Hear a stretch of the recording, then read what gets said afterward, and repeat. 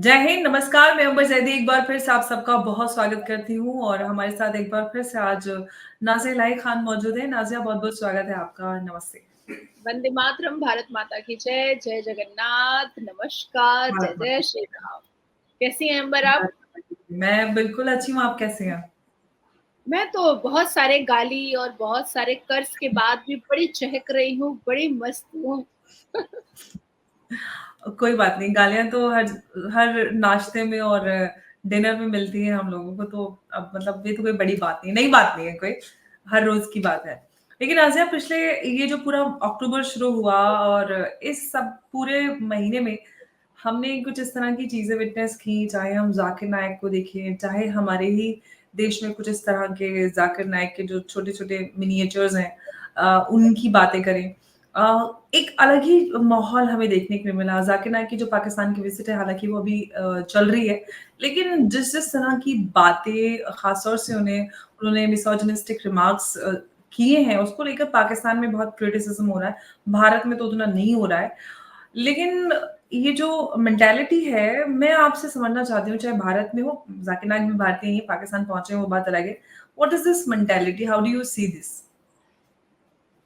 इस मिसोजिनी को और इस अश्लीलता को, इस ठरकबाज़ी को तो भारत ने डेकेड-डेकेड सँभाला है। ज़ाकिर नायक कोई पहली बार तो यहाँ पर ये बात नहीं मतलब पाकिस्तान में ये बात नहीं बोल रहा है। हमारे भारत में डेकेड-डेकेड उसने ऐसी ही बात बोली है। ये कहें कि पाकिस्तान में 17 दिन में वो खतरा बन गया।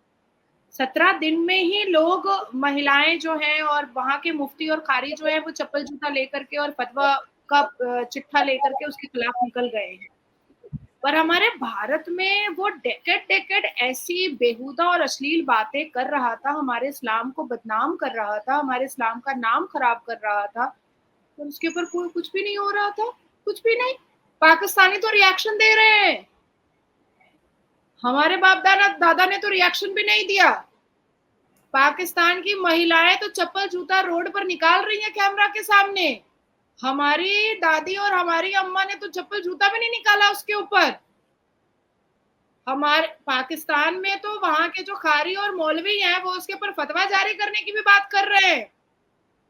पर हमारे मौलवी और खारी और all India Muslim personal law board और नुमानी और मदनी और रशीदी उसने तो कुछ नहीं बोला उसके खिलाफ, कुछ भी नहीं, एक लफ्ज नहीं।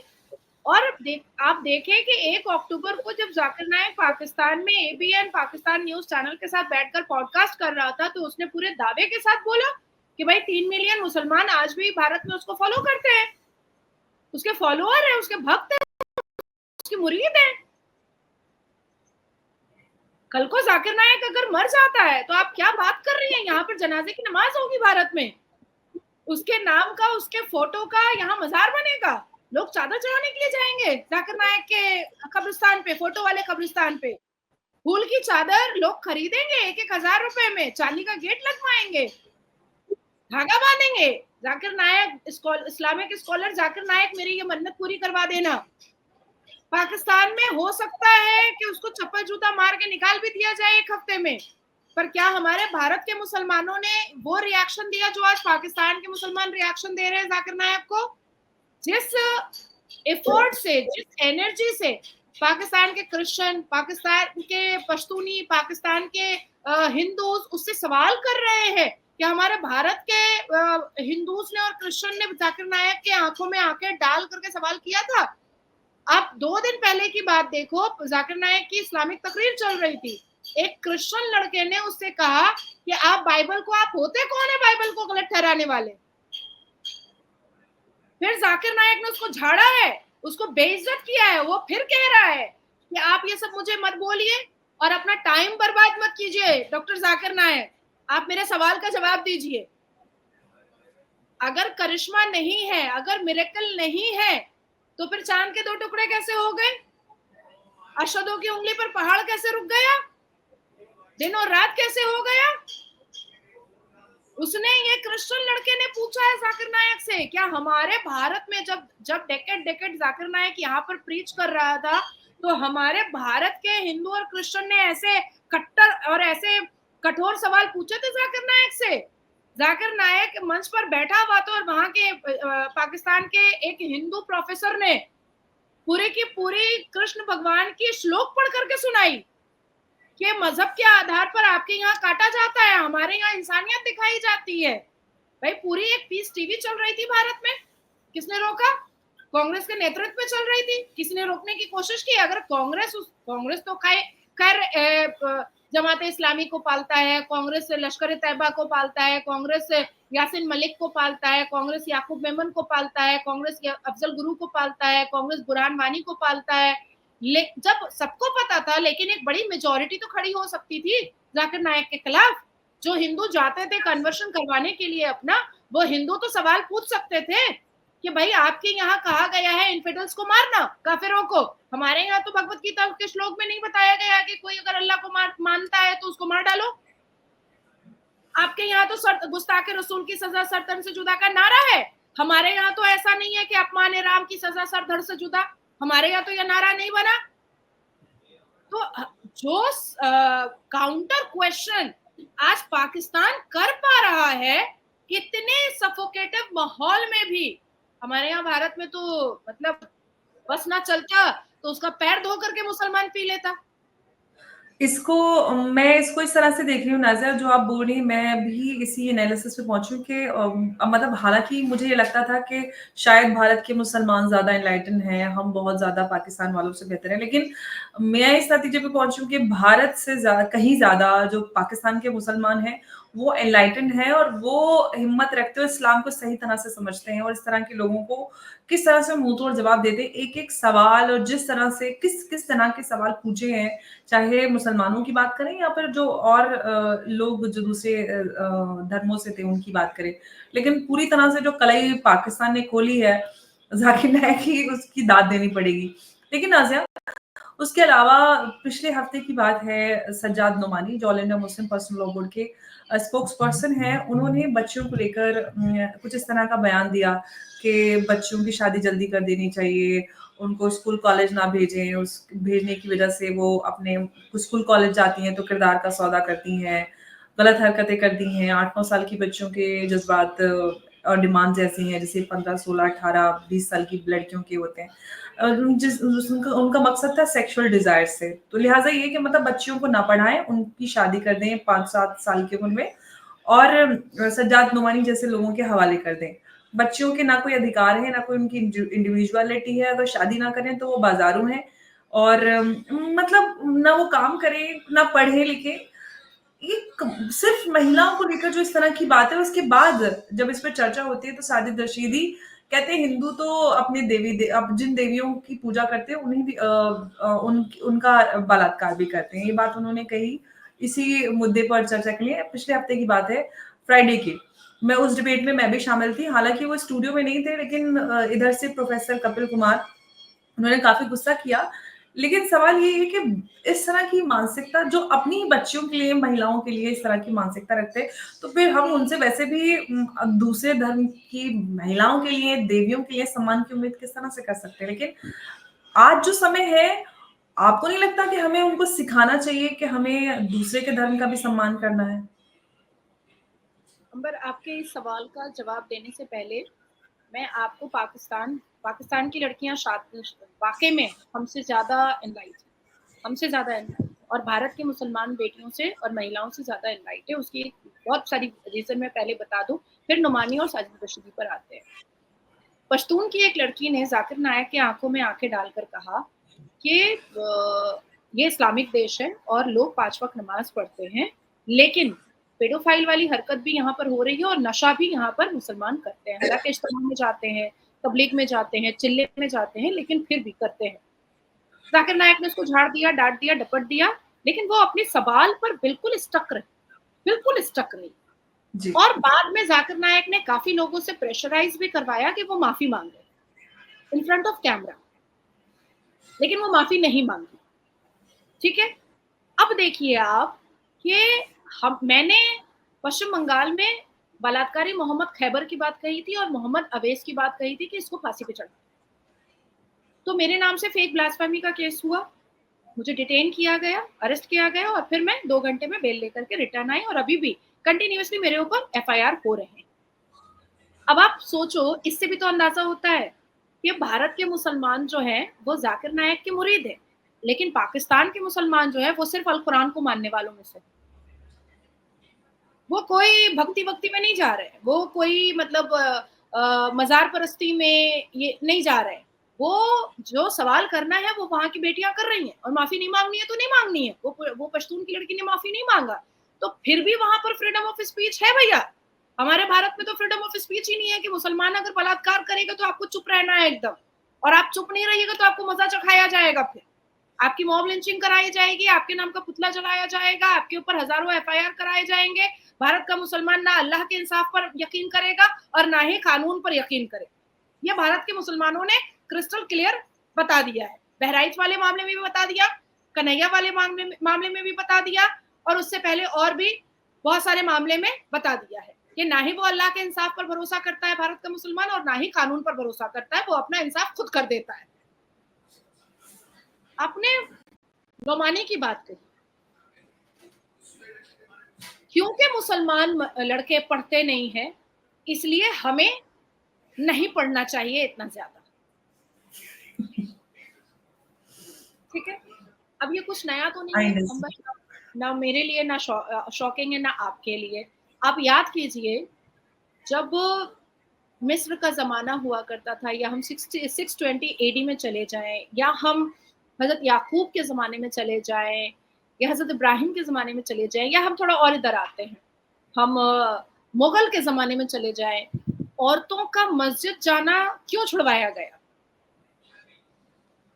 क्योंकि औरतें जब रुकू में जाती थी तो उनके पिछाड़ को देख करके पीछे के पुरुष नमाजी जो है वो उनका वजू टूट जाता था और उनका औजार करंट मार देता था।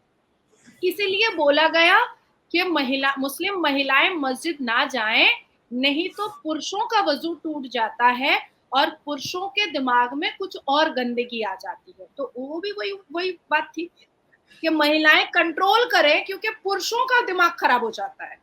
हमें हिजाब पहनाने क्यों बोला जाता है? हालांकि हिजाब is not an essential part of Islam. आपको भी पता है, मुझे भी पता है, पूरे अल कुरान में हिजाब, अबाया, नकाब, बुर्का का कहीं पर कोई जिक्र नहीं है। जिल्बाब का जिक्र है। जिल्बाब का मतलब लूजर आउटफिट होता है। रटते रटते तो मेरी जुबान में रटा गया है ये। तो हमें नकाब क्यों पहनने के लिए बोला जाता है? क्योंकि हमें देख करके मुसलमान पुरुष जो होते हैं उनके औजार में करंट लग जाता है। तो गलती उनकी है, लेकिन नकाब हमको पहनना है। गलत प्रॉब्लम उनके नफ्स का है। अश्लील वो है, लेकिन मस्जिद हम नहीं जा सकते। अश्लील वो है, पढ़ते वो नहीं है, निकम्मे वो रहते हैं, आवारा अब्दुल्ला बन के वो घूमते हैं, पर हमें एडुकेशन से पीछे रहना है।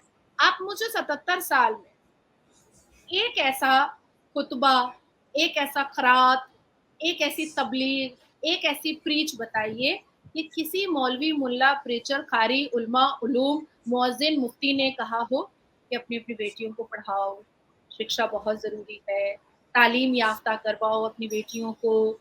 कुरान की पहली आयत इकरा की है। अल्लाह तबारक ताला ने अपने अलहामी किताब में डिस्क्रिमिनेशन नहीं कहा है। मर्द और औरत जब अल्लाह की नज़र में बराबर हैं, तो मुसलमान के हर मुसलमान मर्दों की नज़र में भी मर्द और औरत बराबर होनी चाहिए। क्या कभी सुना आपने? मैं तो ये आपसे एक उम्र में सपना बड़ी, मैंने तो नहीं सुना। अगर आपने सुना है तो आप बताइए मुझे।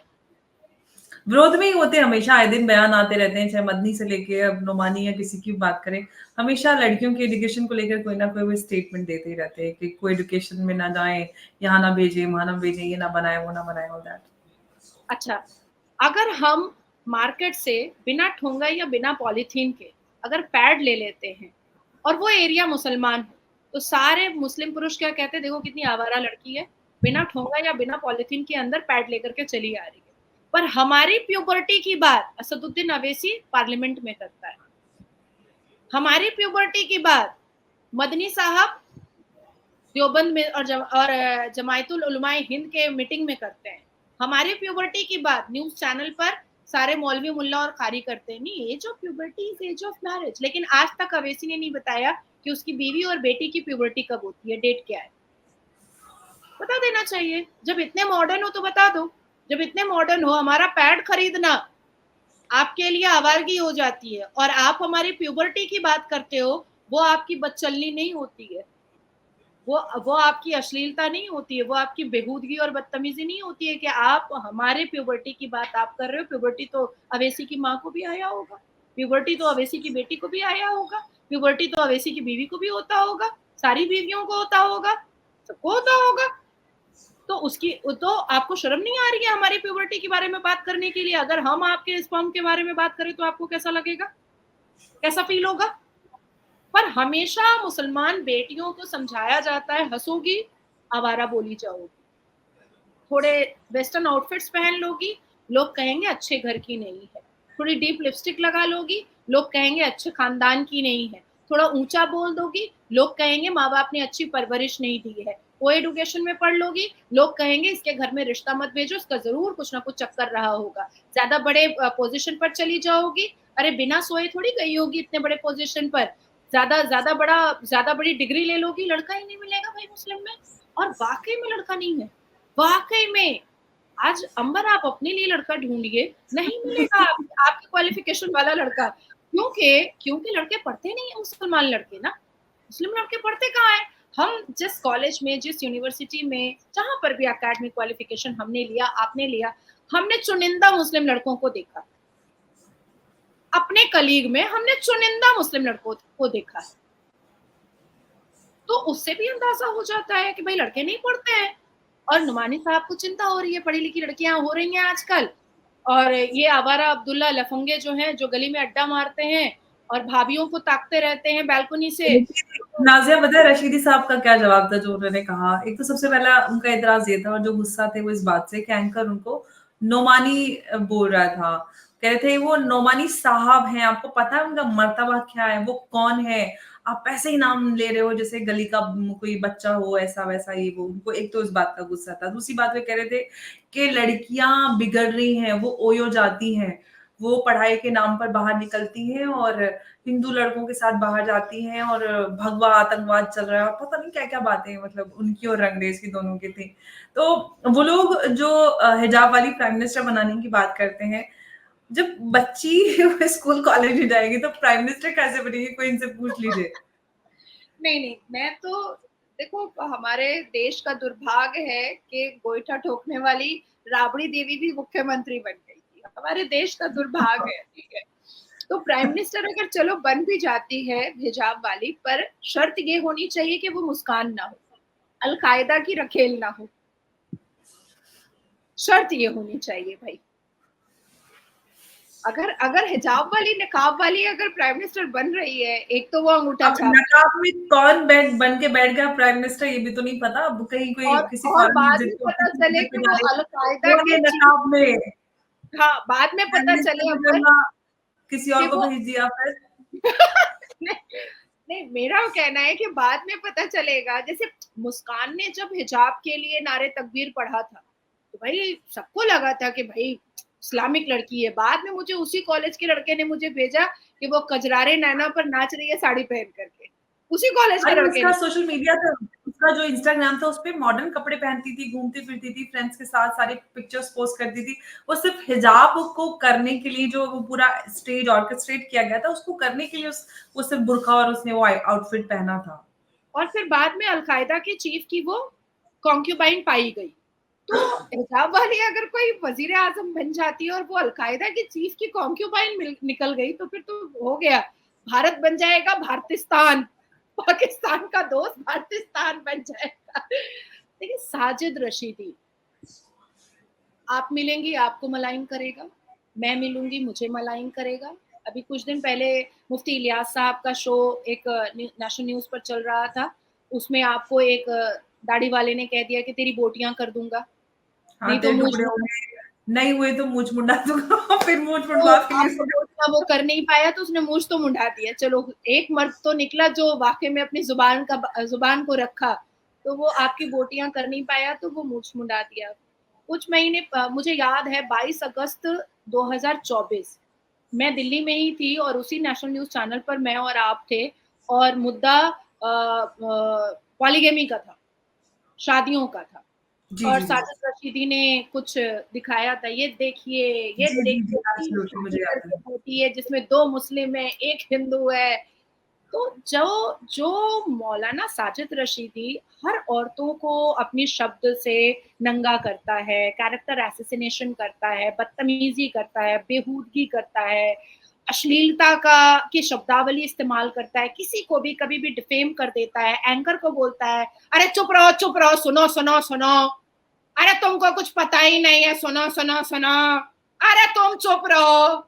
तो तुम्हारे माँ बाप है कि नहीं है। तो इस किस्म से जो Sajid Rashidi national news debate पर जो बात करता है, एक तो उसकी जहालत तो है, जो है वो साफ समझ में आती है, साफ समझ में आती है। अब वो सनातन धर्म की देवियों के बारे में, गॉडेस के बारे में इतनी अभद्र शब्दावली, इतने डेरोगेटरी रिमार्क, इतने इंसल्टिंग और डिफेमिंग रिमार्क उसने पास किए हैं। क्या क्या उस नेशनल न्यूज चैनल ने उसको बॉयकॉट किया? एब्सोल्युटली।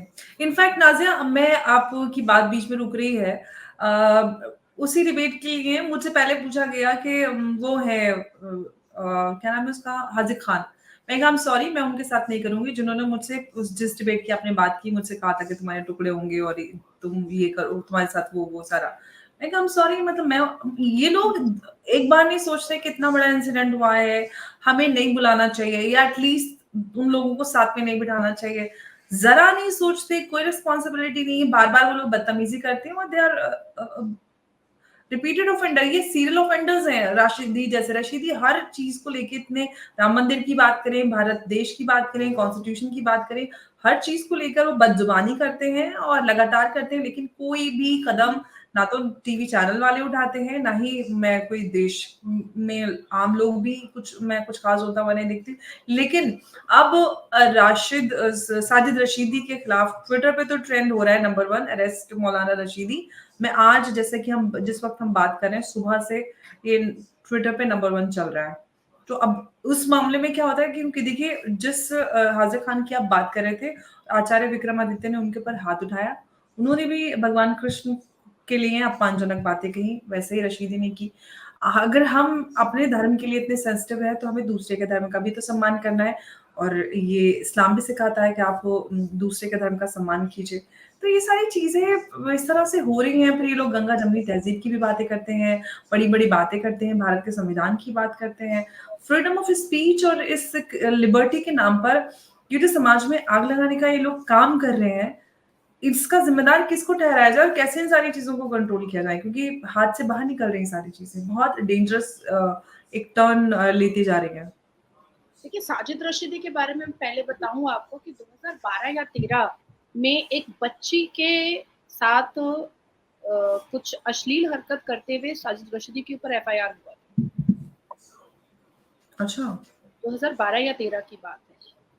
और उसके बाद फिर 2021 या 22 की बात है कि उसके भाई के ऊपर किसी एक बहुत बड़े पैसे के घोटाले का एफआईआर हुआ था, जिसमें एक स्वामी जी ने साजिद रशीदी के रिक्वेस्ट पर उसके भाई को बचाया था।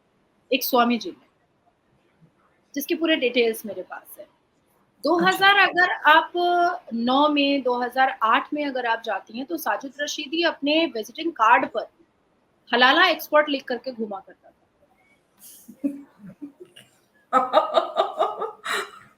साजिद रशीदी का पासपोर्ट बनाने का काम है। वो पासपोर्ट बनाता है, टूर एंड ट्रैवल का भी काम है। जी, उसने जी, जी। कई कई लोगों के पैसे खा करके वो बैठा हुआ है, साजिद रशीदी। अच्छा। और मैं और आप बहुत छोटे थे, ये तो बहुत ज़माने से टीवी पर बैठ रहा है। तो इसको टीवी पर किसी एक मुसलमान ने बोल दिया था कि तुम तो मेरा पासपोर्ट का पैसा खा करके बैठे थे। तुमने बोला पासपोर्ट बना दोगे, पासपोर्ट बनाए भी नहीं और तुम मेरा पैसा खा करके बैठ गए।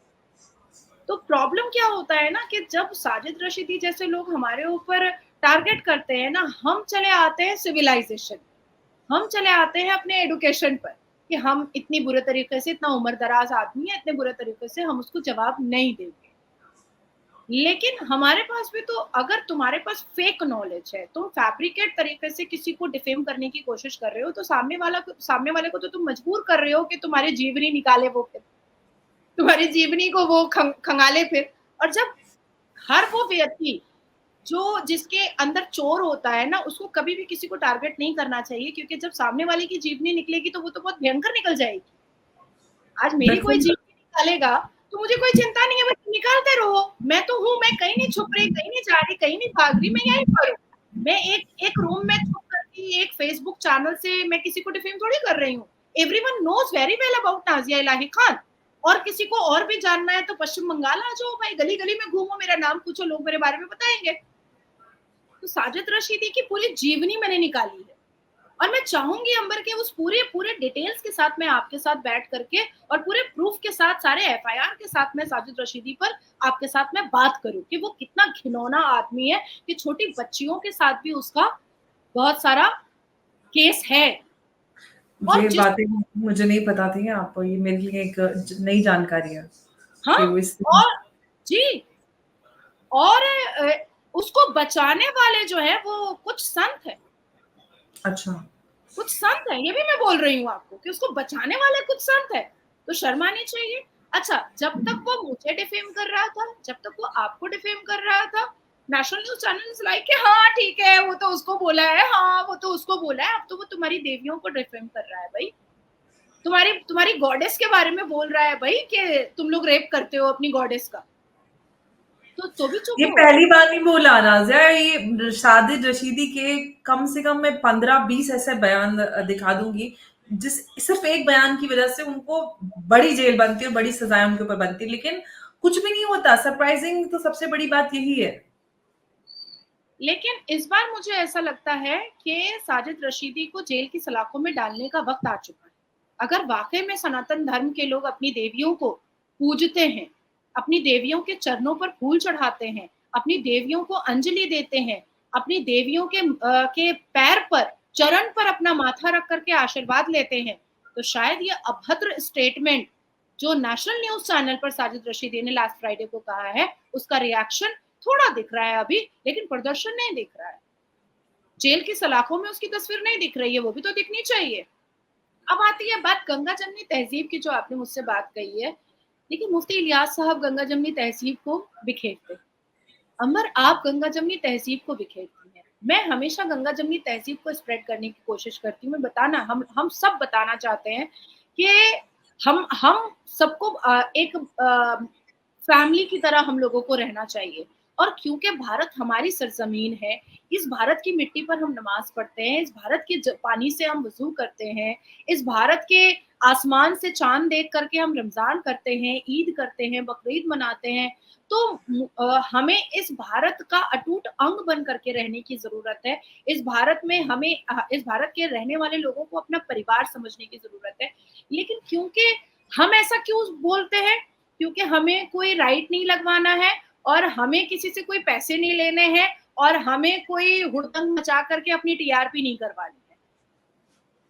We are from a very elite family and well highly educated, तो हमें इन चीजों की जरूरत नहीं है। लेकिन साजिद रशीदी ये क्यों करता है? क्योंकि उसको पैसे मिलते हैं, और उसको पैसे मिलते हैं। जैसे मेरे बारे में वो जो फेक रजिस्ट्रेशन दिखा रहा था, इसको जानने की बहुत जरूरत है। वो कौन, कहां, किसने भेजा था? वो पश्चिम बंगाल से एक एक हिंदू मारवाड़ी लड़के ने उसको भेजा था, हिंदू मारवाड़ी। और साजिद, मैंने दिल्ली पुलिस कमिश्नर को कहा था कि साजिद रशीदी का इसी वक्त फोन जो है सीज किया जाए। फोन पे के द्वारा कितना पैसा आया है साजिद रशीदी के पास, वो दूध का दूध पानी का पानी हो जाएगा। अब जो मेरे ऊपर जो हो रहा है पश्चिम बंगाल में, वो कैसे हो रहा है? वो जमाते इस्लामी के पैसे से और पाकिस्तान की फंडिंग से हो रहा है। क्योंकि मेरी मॉब लिंचिंग का जो स्लोगन है वो तो पाकिस्तान से उठा था, वो तो भारत से उठा ही नहीं था। वो पाकिस्तान से स्टार्ट हुआ, फिर शिवम दुबे क्रिकेटर की वाइफ अंजुम खान ने यहाँ पर स्प्रेड किया, और उसके बाद फिर पश्चिम बंगाल ले उड़ा। इसके अलावा हमारे भारत के 27 स्टेट में तो कुछ भी नहीं हुआ।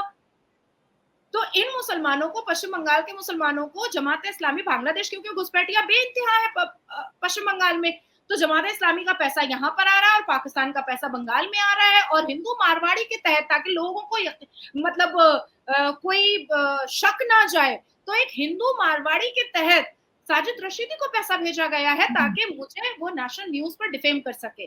तो हमें तो पैसे की जरूरत नहीं है, हमें शांति की जरूरत है, हमें सिविलाइजेशन की जरूरत है, हमें सभ्यता की जरूरत है। तो हम गंगा जमनी तहजीब को स्प्रेड करने की अपने अपने तरीके से कोशिश करते हैं। लेकिन जिनको पैसे की जरूरत है, जो चिटिंगबाज हैं, दाढ़ी रखते हैं झूठ का, और चोर की दाढ़ी में तिनका नजर आता है, तो वो वो पैसे की खातिर ये सब अगर नहीं करेंगे तो उनके जो मतलब आका हैं, वो तो बोलेंगे भाई फिर हम तुमको पैसा क्यों भेजेंगे, फिर हम तुमको पैसा क्यों भेजेंगे। एक पासपोर्ट बनाने वाला व्यक्ति क्या इतना पैसे वाला हो सकता है जितना साजिद रशीदी दिख रहा है? कैसे हो सकता है? एक पासपोर्ट बनाने वाला अगर दिन भर में 500 रुपए भी कमा रहा है, दिस इज इनफ। दिन भर में 1000 रुपए भी कमा रहा है, दिस इज इनफ। और वो 1000 रुपए कमाता है, उसका मोबाइल देखो 60-70 हजार रुपए का मोबाइल यूज करता है वो। तो मुझे ऐसा लगता है, एक तो शक्ल से अल्लाह माफ करे, मतलब अल्लाह ने पहले ही शक्ल दे दी थी कि देखो इसकी जुबान कैसे अच्छी हो सकती है, कैसे अच्छी हो सकती है। पहले अल्लाह ने तो पहले ही समझा दिया कि अब तुम समझ लो कि इसकी जुबान कैसे अच्छी हो सकती है। जब अल्लाह ने शक्ल पर नूर नहीं दिया, जब अल्लाह ने खूबसूरती नहीं दी, जब अल्लाह ने तासुब नहीं दिया, तो इसकी जुबान कैसे अच्छी हो सकती है। तो मुझे ऐसा लगता है कि सारे सनातनियों को उठना चाहिए, और जिस तरह से उसने अभी कहा है, फिर से कुछ दिन पहले भी कहा, वंदे मातरम नहीं बोलेगा, भारत में मुसलमान क्यों बोलेगा। उसके बाद फिर उसने कहा कि हमारे आने वाली जो पुश्तें होंगी वो राम मंदिर को तोड़ करके मस्जिद बनाएंगी। तो मुझे लगता है कि अब सनातनियों को जागने की जरूरत है, टिट फॉर टैट की जरूरत है, हर एक्शन के रिएक्शन की जरूरत है। जरा इजराइल से सीख लो कि कैसे एक्शन का रिएक्शन दिया जाता है। हम ना, मैं ना अंबर, हम में से कोई नहीं कह रहा है कि आप भी उठाओ तलवार और पहनाओ सलवार, हम ऐसा बिल्कुल नहीं कह रहे हैं। लेकिन कानूनी प्रक्रिया और कानूनी स्टेप लिया जा सकता है। हर कोई अगर अपने मोहल्ले में, हर कोई अगर अपने ग्राम में, हर कोई अगर अपने स्टेट में 500-500 भी एफआईआर करवाएगा और फिर उसको अपने अपने हाई कोर्ट में डाल देगा, तो साजिद रशीदी को अरेस्ट करने के लिए पुलिस जो है वो बाउंड हो जाएगी। एब्सोल्युटली। और मुझे लगता है कि बहुत ज़रूरी है, अगर आप डिबेट में बैठे हैं और आउट ऑफ कॉन्टेक्स्ट आप इस तरह की स्टेटमेंट्स देते हैं, तो बहुत ही गलत है। इरादे आपके इनफैक्ट गलत इरादे कहने चाहिए, जो गलत इरादे हैं वो दिखते हैं कि आप गलत इरादे से डिबेट में बैठे हैं और इंटेंशनली इस तरह की हरकतें कर रहे हैं ताकि देश का माहौल खराब हो। क्योंकि इस स्टेटमेंट से डिबेट का जो मुद्दा था उसका कोई लेना देना नहीं था, लेकिन ये लोग डेलिबरेटली मुद्दे को डाइवर्ट करने के लिए इस तरह की बातें करते हैं, पर्सनल होते हैं और अपनी जो उनका वीक माइंडसेट है वो रिफ्लेक्ट होता है इन सारी चीज़ों से। नाज़िया, बहुत-बहुत शुक्रिया आपका हमारे साथ इस चर्चा में जुड़ने के लिए। काफ़ी अहम बातें आपने साझा की। नमस्कार। जय